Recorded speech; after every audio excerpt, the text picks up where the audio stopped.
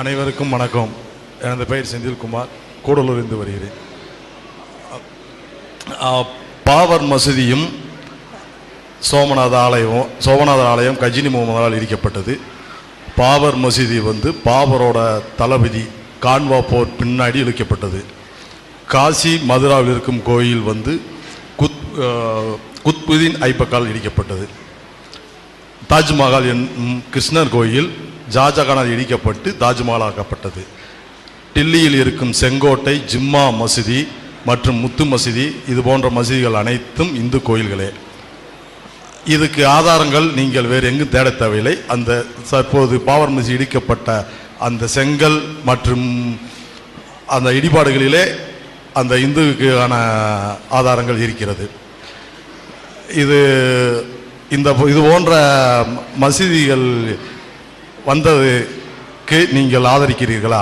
அது இந்து கோயிலாக ஆக்கப்பட்டதற்காக அந்த இந்து கோயில் இடிக்கப்பட்டதுக்கு கண்டனம் எதுவும் தெரியவில்லை. தனி மனித வழிபாடு கூடாது என்கிறீர்கள். அதே பாபர் மசூதி என்பதற்காக பயங்கரமான போராட்டம் பண்ணுகிறீர்கள்.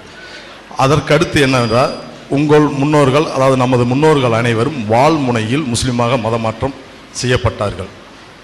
இதுவும் நல்ல மக்கள் மத்தியில் பரப்பப்படுகிற சில குற்றச்சாட்டுகளை நல்ல கேள்வியாக கேட்டிருக்கிறாங்க, பயனுள்ள கேள்விகள். அதில் என்ன சொல்கிறாங்கன்னா, சில பள்ளிவாசல்கள் நாட்டில் உள்ள காசி மதுரா அங்கே உள்ள பள்ளிவாசல்கள், பாபர் மசூதி இது மாதிரியான இடங்களெல்லாம் இந்து கோயிலாக இருந்து அதை முஸ்லீம் மன்னர்கள் இடிச்சுவிட்டு அதை பள்ளிவாசல் ஆக்கினாங்க என்கிறது ஒரு குற்றச்சாட்டு. அதுக்கு ஆதாரங்கள்லாம் இருக்குது அப்படின்னு சொன்னார்.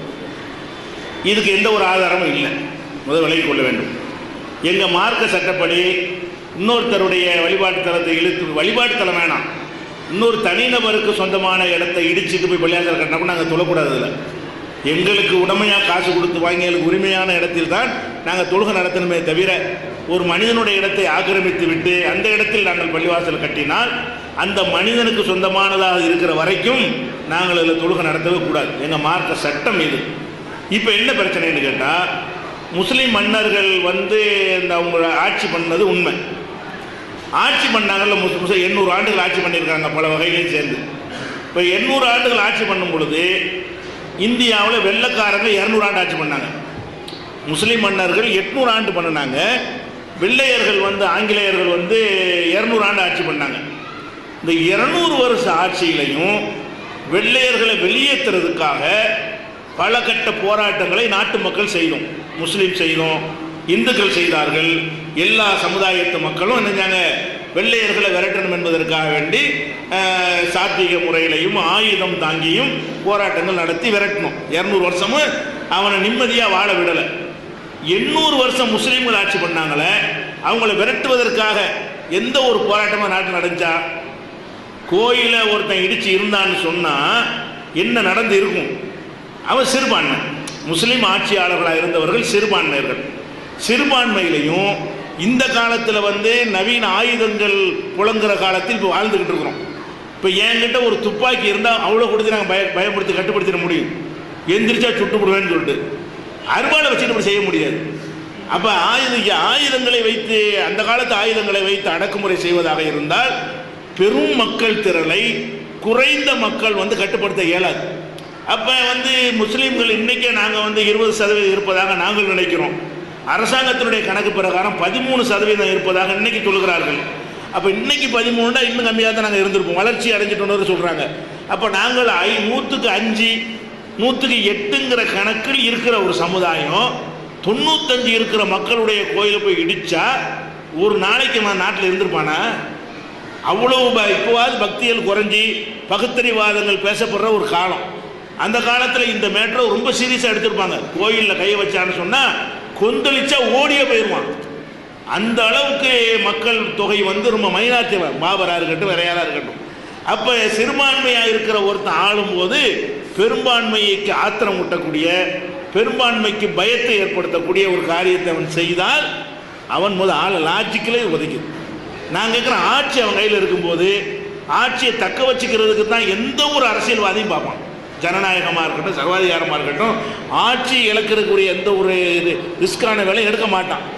ஆட்சியில் இருக்கும்போது அவனுக்கு கோயில்கிட்ட இடமா இல்லை, பள்ளிவாசல் கட்டுற அரசாங்கம் அவங்க கையில் இருக்குது, புறம்போக்கு எவ்வளோ இடம் இருக்குது, அங்கே கட்டுறது போல இது போய் இடிச்சு போட்டு கிறுக்க கூட செய்வானா?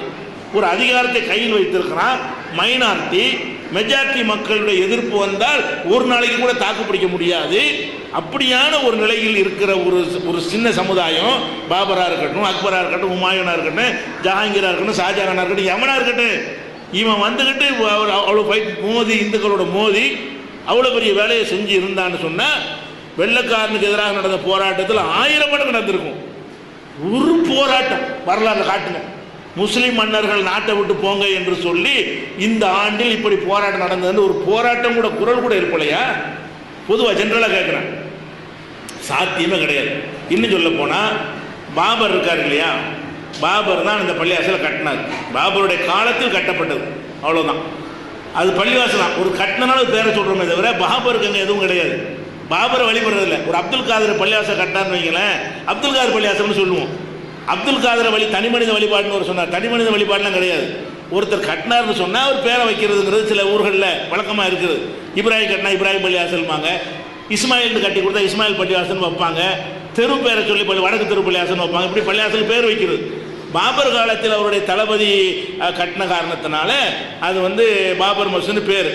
சரி, இப்போ பாபர் என்ன செய்கிறாருன்னா, அவருடைய மகன் ஹுமாயூன், பாபருடைய மகன் ஹுமாயூன். ஹுமாயூன் அடுத்த சக்கரவர்த்தியாக வர்றார். ஹுமாயூனுக்கு பாபர் ஒரு உயில் எழுதி வைக்கிறார். ஹுமாயூன் என்பவருக்கு மகனுக்கு பாபர் ஒரு உயில் எழுதுகிறார். அந்த உயில் இப்போ இருக்குது. எங்கே இருக்குது? இந்திய அரசாங்கத்தில் டெல்லியில் அருங்காட்சியக மியூசியம், சென்ட்ரல் கவர்மெண்டுடைய அதிகாரத்தில் உள்ள அருங்காட்சியக மியூசியத்தில் அந்த பாபர் எழுதின உயில் இன்னைக்கு என்ன இருக்கிறது? அரசாங்கத்துடைய சொத்தாக இருக்கிறது. இது கட்டுக்கதை கிடையாது. அந்த உயிலில் என்ன இருக்குன்னு கேட்டால், அருமை மகன் ஹுமாயூனே, நீ இந்துக்கள் அதிகமாக இருக்கக்கூடிய ஒரு நாட்டுக்கு ஆளப்போகிறாய். எனக்கு பிறகு நீ மன்னராக போகிறாய். அவங்களுடைய மனம் கோணாத வகையில் உன்னுடைய ஆட்சி அமைத்துக் கொள்ள வேண்டும். எந்த அளவுக்கு என்றால், நம்முடைய மார்க்கத்தில் ஆடு மாடு ஒட்டகங்களை எல்லாம் அறுத்து பலியிட்டு சாப்பிட அனுமதி இருக்கிறது. ஆனால் இந்துக்கள் மாட்டை புனிதமாக கருதி கொண்டிருக்கிறார்கள். இஸ்லாத்திற்காக நீங்கள் இந்த மாதிரி குர்பானி கொடுப்பதாக இருந்தால் மாட்டை தவிர்த்து ஆடு ஒட்டகத்தை நீங்கள் குர்பானி கொடுத்துக்கள். இவர் எப்படி இந்த போதனை செஞ்சவர் பிடிச்சிட்டு போறார். என் வீட்டு மாட்டையே அறுக்கக்கூடாதுங்கிறார் அவர். மாடு ஏன் மாடு, நீங்கள் புனிதமாக கருதுறதுக்காக நான் மதிக்க தேவையில்லை. பொதுவாக லாஜிக்காக பார்த்தோம் என்று சொன்னால், என்னுடைய காசில் வாங்கின ஒரு மாட்டு அதை நான் அறுக்கிறேன் அப்படின்னு சொல்கிற ஒரு விஷயத்தில் கூட அவர் எப்படி போகிறாரு? ஆட்சியை தக்க வைக்கணும், மகன் நிலைச்சு நிற்கணும் ஆட்சியில், இது நம்ம பஞ்சாயத்து பண்ணோம்னு சொன்னால் அதை வச்சு கவுத்தி விட்டுருவாங்க என்று பயந்து கொண்டு இந்த மாதிரி உயிர் எழுதிட்டு போகிறார். யாரு? பாபர். உயிர் இருக்கிறது. அப்படிப்பட்ட ஒருத்தர் போய்கிட்டு நாடு பூரா எங்கே வேண்டாலும் பள்ளிவாசல் கட்டுறதுக்கு வழி இருக்கும்போது அவர் ஒரு பெரிய கோயிலை ராமர் கோயில், பிரம்மாண்டமான ஒரு ராமர் கோயில் இருந்து அதை போய் இடிச்சு ஊரில் அதை தகர்த்து எரிஞ்சிட்டு அந்த இடத்துல கோயில் கட்டினா அது வரைக்கும் அந்த மக்கள் பார்த்துட்டு இருப்பாங்கன்னு நினைக்கிறீங்களா? இடிக்கிற வரைக்கும் அந்த ஊர் மக்கள்லாம் சும்மா வந்திருப்பாங்கன்னு நினைக்கிறீங்களா? அது பீரங்கி துப்பாக்கி அணுகுண்டா வச்சுட்டு இருந்தான், அறுவலை கட்டிக்கிட்டு ஒரு வேலு வாழு தானே கொண்டு வந்திருப்பான். அவனுக்கு கட்டி பிடிச்சால சட்னி ஆக்கி போடலாமே எல்லா மக்களும் சேர்ந்து. அப்போ லாஜிக்காகவும் இது இல்லை. வரலாற்றுலையும் அப்படியான ஒரு போராட்டங்கள் இந்த அரசுக்கு எதிராக நடக்கவில்லை. சரி, அதை விட்டுருவோம். பாபர் கொடுங்கோளர், ஹுமாயூன் கொடுங்கோளர்னு வச்சுக்கிடுவோம். ஹுமாயூனுக்கு அடுத்து ஆட்சி யார் வர்றா? அக்பர் வர்றார். அக்பர் பாபருக்கு பேரன். பாபருடைய மகன் ஹுமாயூனும், ஹுமாயூனுடைய மகன் யார்? அக்பர். அக்பரை பொறுத்த வரைக்கும் அவர் பாருங்க, அவர் எப்படியா இருக்காருன்னா, அவர் இஸ்லாமே இல்லை. அவர் அப்படி சொன்னார். அவர் தீன இலாஹின்னு புதுசாக ஒரு மதத்தை உண்டாக்குனார்.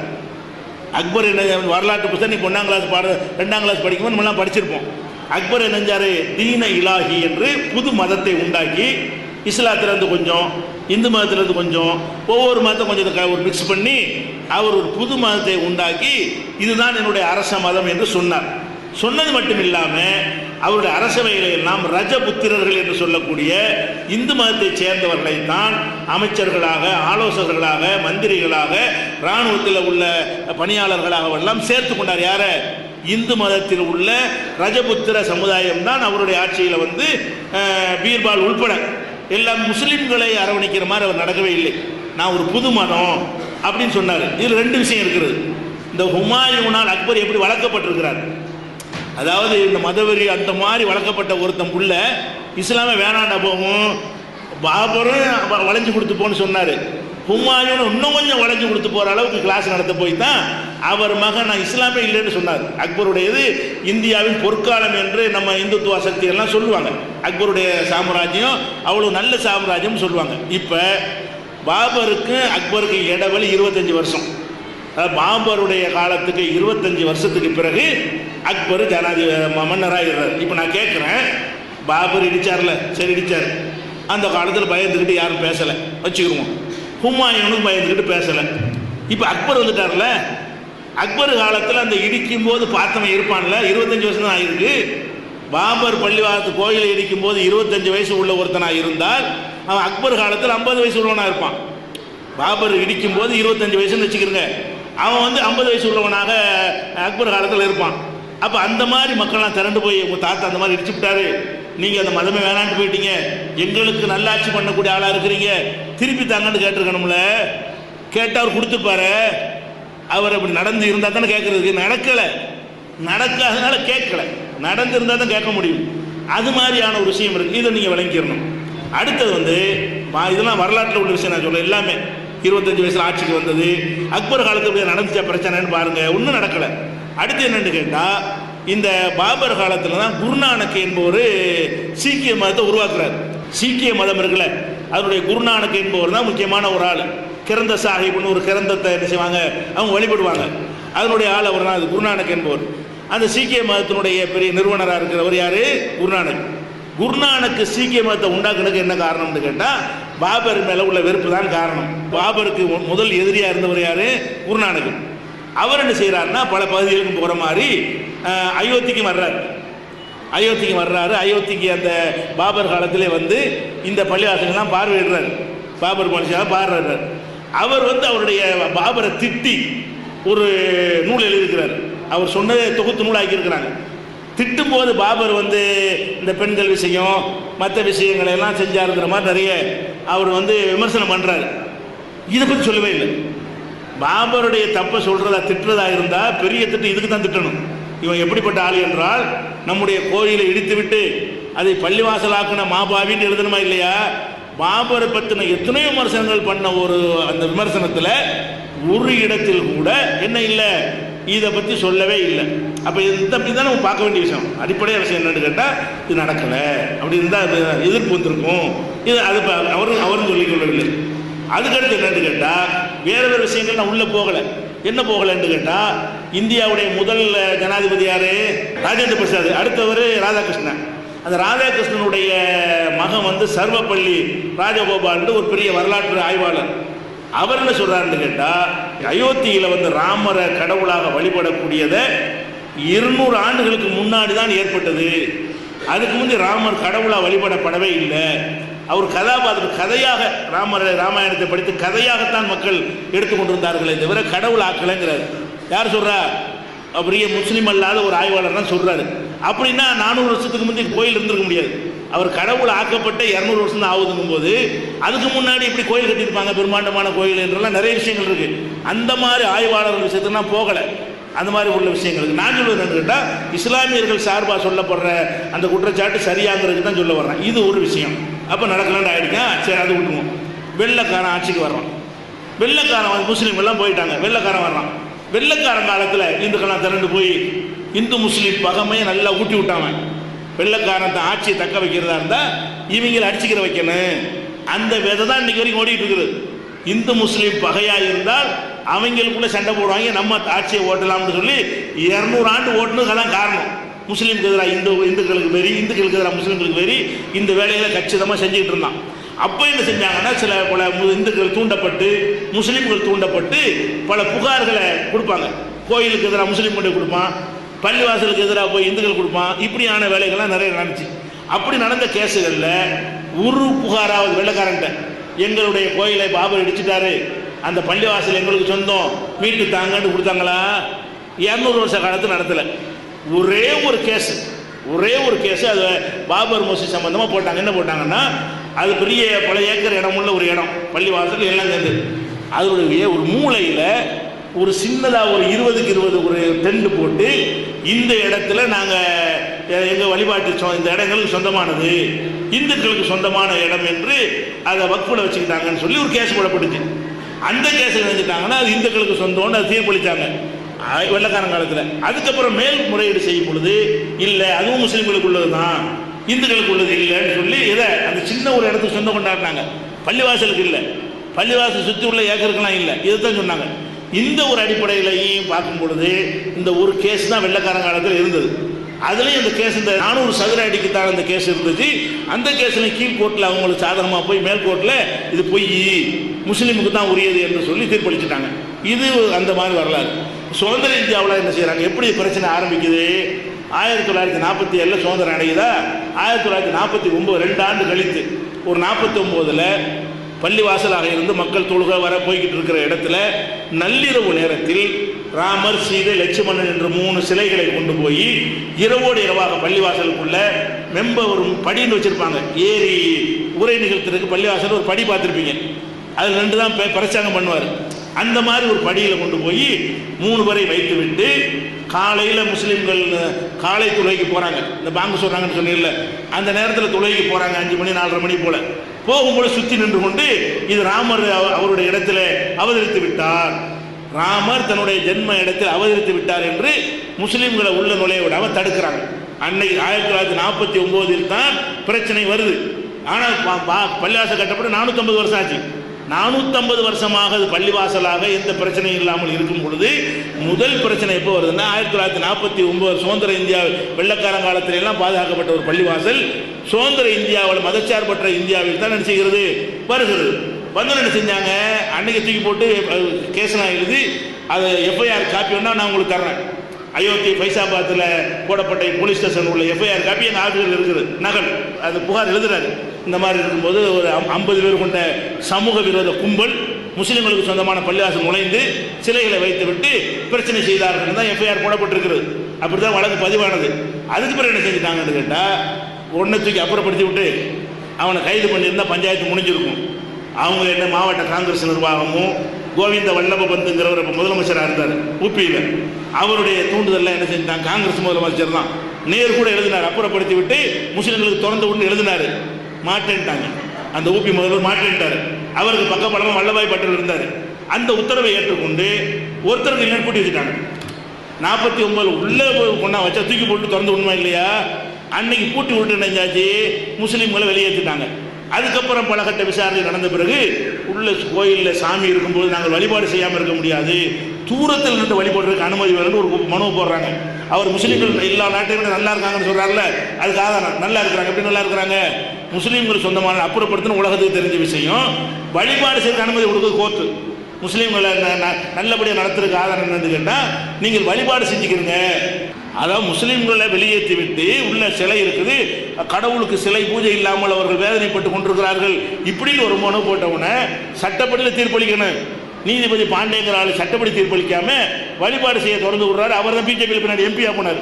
நீதிபதியாக இருக்கும்போது அவர் எப்படி இருந்திருக்கான்னு பார்த்துக்கிறேங்க. பாஜகவில் எம்பி சீட்டு கொடுத்தாங்க. அப்போ அந்த மாதிரியான ஒரு ஆள் அப்படியான ஒரு தீர்ப்பு அளித்து தூரமாக நின்று நினைஞ்சாங்க வழிபாடு செய்யறதுக்கு ஒரு ஆர்டர் வாங்கினாங்க.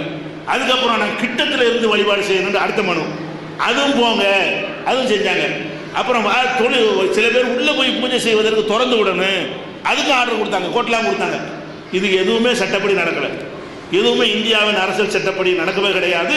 அதாவது கலவரானது பாகிஸ்தான் பிரிந்து முஸ்லீம்கள்லாம் வெறுக்கத்தக்கவர்கள் உண்டாக்கியிருந்தான்ல, அந்த ஒரு அச்ச உணர்வை பயன்படுத்தி கொண்டு இப்படியெல்லாம் நடந்துச்சு. இதுக்கு பிறகு இப்போ கடைசியாக தீர்ப்பு என்ன, உள்ள தோண்டி பார்க்கணுன்றாங்க. முதல் நான் கேட்குறேன், இந்தியா சட்டப்படி இந்த இடம் யாருக்கு சொந்தம்னா தோண்டியாக பார்க்கணும். இந்த இடம் யாருக்கு சொந்தம்னா யார்கிட்ட பத்திரம் இருக்குது, யார்கிட்ட பத்தா இருக்குது, யார் அதான் இந்தியா சட்டம். தோண்டி பார்த்தா என்ன வேண்டாலும் கிடைக்கும். இதில் எத்தனையோ கட்டடங்கள் இருந்து மறைஞ்சிருக்கும். 100 அடிக்கு மேலே போனீங்கன்னா இது கீழே கூட ஒரு கோயில் இருக்கும். அதை பார்த்துவிட்டு இது கோயில் சொந்தமான இடம் சொல்ல முடியுமா? பல விதங்கள் எந்த ஒரு கட்டடம் எடுத்தாலும் இடிபாடுகளுக்கு மேலே 1 லட்சம் ஆண்டுக்கு முன்னாடி எலும்பு கூட கிடைக்குது. இப்போ 1 லட்சம் வருஷத்துக்கு முந்தின எலும்பு கூட எடுத்துருக்கிறான். இப்போ நம்ம இந்தியாவில் ஜோடியாக கட்டி பிடித்த நிலையில் 2 எலும்பு கூடுகள் எடுக்கப்பட்டிருக்கு. அது காதலர் தினத்து அன்று எடுக்கப்பட்டது. பெரிய வியப்பாக இருக்குன்னு சொல்லி வாசிக்கிறான்.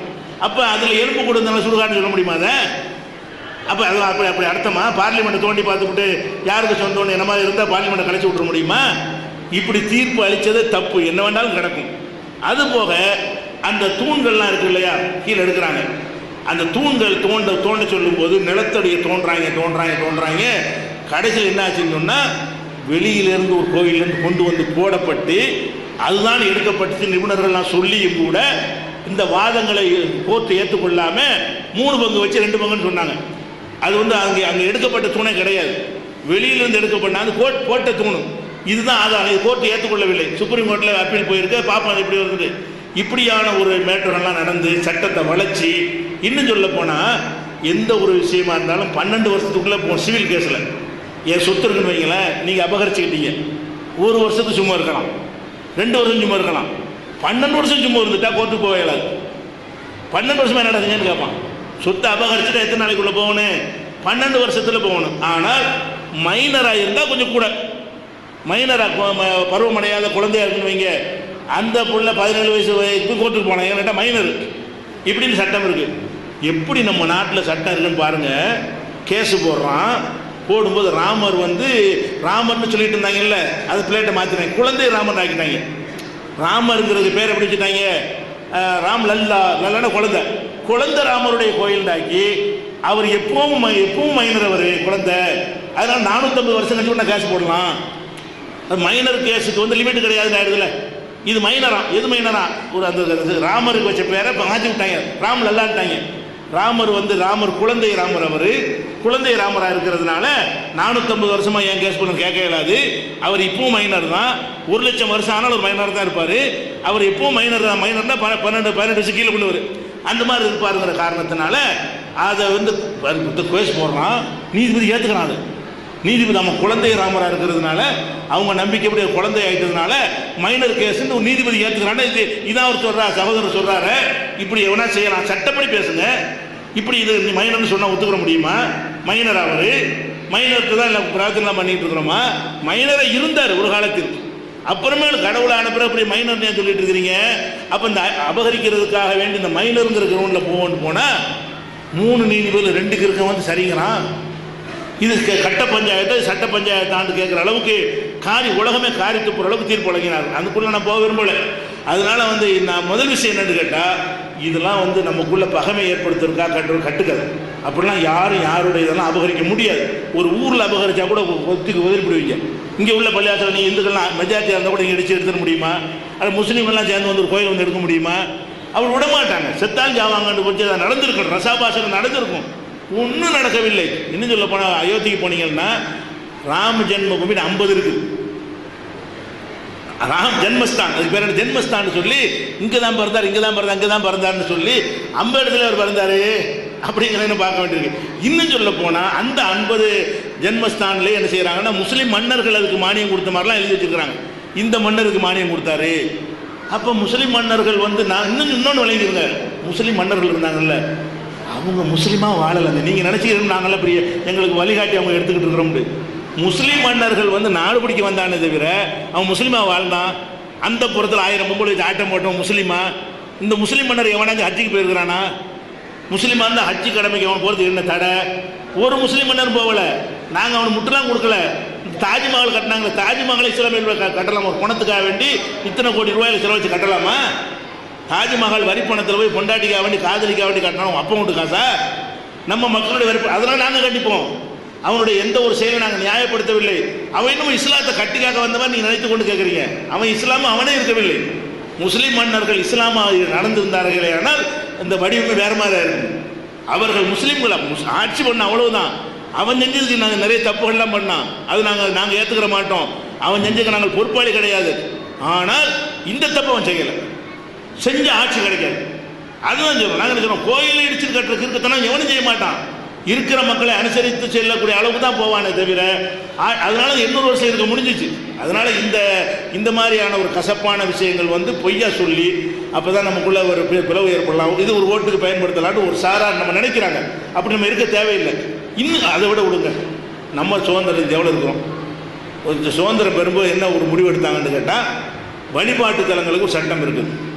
வழிபாட்டு தலம் சுதந்திரம் அடையும் போது யார் யாரிடத்துல என்ன வழிபாட்டு தலம் இருக்குது அதுக்கு அவர்கள் சொந்தக்காரர்கள் அப்படின்ட்டாங்க. எந்த ஒரு ரெக்கார்டும் கிடையாது. இப்போ சுதந்திர இந்தியாவில் இது எனக்கு சொந்தம், இந்த பள்ளிவாசல் எனக்கு சொந்தம்னா அது பள்ளி தான். பள்ளிவாசல் எடுத்து நீ கோயில் ஆக்கியிருந்தா அது கோயில் தான். அந்த நேரத்தில் அது ஒரு பிரச்சனை ஆக்கக்கூடாதுங்கிறதுக்காக அப்படி தீர்மானம் போட்டிருக்கிறாங்க. அந்த அடிப்படையில் பார்த்தீங்கன்னா இது விவகாரம் ஆக்கலாமா?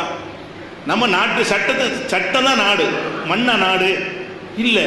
பழைய இந்தியாவில் பாகிஸ்தான்லாம் இருந்துச்சு, பழைய இந்தியாவில் பங்களாதேஷ் இருந்துச்சு, அது இப்போ இந்தியா இல்லை. வெளில பாரதியார் படித்தார், 30 கோடி முகமுடையால் படித்தார்ல, அப்போ பாகிஸ்தான் இந்தியாவில் தானே இருந்துச்சு, பங்களாதேஷ் இந்தியாவில் தானே இருந்துச்சு. அப்போ இந்தியா மண்ணெல்லாம் போயிடுச்சு. அப்போ இந்தியாங்கிறது என்ன? சட்ட புஸ்தகம் தான், அந்த சட்டத்தை மதிக்கிறவங்க தான். இப்போ சட்ட புஸ்தகத்தின் பிரகாரம் நாடு 1947 சுதந்திரம் அடையும் போது யார்கிட்ட எந்த வழிபாட்டுதலாக இருக்கோ அது அவ்வளவுதான், கிளை பண்ணக்கூடியதான் சட்டம். இப்போ நம்ம அது கிளப்பலாமா? தேவையா? எங்கள் பள்ளிவாசலில் கோயில் ஆக்கியிருந்தால் நாங்கள் பேசாமல் தான் இருக்கணும். பள்ளிவாசலில் நீங்கள் கோயில் ஆக்கியிருந்தா கூட நாட்டு சட்டப்படி என்ன செய்யணும்? 47க்கு அப்புறம் பேசக்கூடாது. இதை கடைப்பிடிச்சிருந்தால் நமக்குள்ள பிரச்சனை வருமா?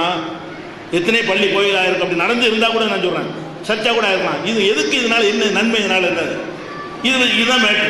அதனால பள்ளிவாசல் வந்து காசி மதுரான்னு அதுக்கு ரொம்ப டைம் ஆகிடும். அந்த வரலாம் நேற்று இருக்குது. அது அப்படி அதுவாக போய் நிறைய கேள்விகள் காத்திருக்கிறாங்க. சுருக்கமாக சொல்லியிருக்கிறேன். அந்த மாதிரியான ஒரு விஷயங்கள் முஸ்லீம் மன்னர்கள் செஞ்சது கிடையாது. அவங்க வாழ்முனையில் இஸ்லாத்தை பரப்புனாங்கன்னு ஒன்று சொன்னீங்க. அவனே இஸ்லாம் இல்லைன்னு நான் சொல்லிட்டு இருக்கிறேன். அவன் எப்படி பரப்பியிருப்பான்? இஸ்லாத்தை யார் பரப்புவான்? அவன் நம்பி நடக்கக்கூடியவன் தான் பரப்புவான். பொம்பளைகள்கிட்ட அந்த புறத்தில் ஆட்டம் போட்டவன் வந்து இஸ்லாத்தை பரப்ப போகிறானா? இஸ்லாத்தை அவன் செய்யலைன்ற அளவுக்கு நாங்கள் நொந்து போயிருக்கிறோம். அவன் வந்துட்டு வாழ்முனையில் பரப்புனா சும்மா இருந்திருப்பீங்களா நீங்கள்லாம்? அது இந்திய மக்களாக கேட்டுட்டு இருந்திருப்பாங்களா? கத்தியை எடுத்துக்கிட்டாய் அப்படின்னா திருப்பி பிடிச்சிருவான், அப்படி போயிடும். அன்னைக்கு விரட்டி விட்டுருப்பாங்க. அப்படிலாம் கத்தி முடியாது. இன்னைக்கு நீ பாருங்க, இன்னைக்கு இஸ்லாத்துக்கு வர்றாங்களா? யார் முறையிட்றா? இந்த எத்தனை கிராமங்கள் இஸ்லாத்துக்கு வர்றாங்களா இல்லையா? எங்கள்கிட்ட ஆட்சி இருக்கா? போலீஸ் இருக்கா? நீதிமன்றம் இருக்கா? ஒரு பஞ்சாயத்து போடாத கையில் இருக்குதா? இல்லை. அப்போ எத்தனை கிராமங்கள் உங்கள் ஊர் பக்கத்தில் எரணம்பட்டி இப்படி எத்தனை ஊர்களில் வந்தாங்க? இவங்கெல்லாம் எந்த முஸ்லீம் மன்னர் மிரட்டினார் அவங்கள? எரணம்பட்டி, கூரியூர், புறாயூர், இப்போ கிராமம் வந்தாங்க. பழைய கலைக்கு நம்ம போகல, கிட்டத்தில் வந்தாங்க. இவங்க யார் ஆட்சியில் வந்தாங்க? ஒரு கொள்கை அடிப்படையில் மாறுவாங்க. இது வந்து யாருமே மிரட்டிலாம் மாற்ற முடியாது. ஒரு கட்சியில் கூட மிரட்டி சேர்க்க இயலாதுங்க. அதனால் நாங்கள் வந்து முஸ்லீம்களை ஒரு தனியாக பிரித்து காட்டி வேதனைப்படுத்துறதுக்காக சொல்லக்கூடிய வாதமாக தான் நினைக்கிறோம். நாங்கள் வந்து அந்த மாதிரியான ஒரு கொள்கையை நாங்கள் கோயில் இடித்து இருந்ததை காட்டினால் முதல்ல தூக்கி நாங்கள் கொடுத்துட்டு போயிடுவோம். கோயில் இடித்து தான் பள்ளிவாசலை கட்டினாங்க என்பதற்கு ஆதாரத்தை காட்டினா நீதிமன்றம் தலையிடக்கூடாது. எங்கள் நம்பிக்கை எப்படி தாங்கிறாங்க. நம்பிக்கைலாம் ஆதாரமாயிருமா? இப்போ இதுதான் மேட்ருங்க. சரி, மற்ற நிறைய விஷயங்கள் வாங்க அடுத்த கேள்வி.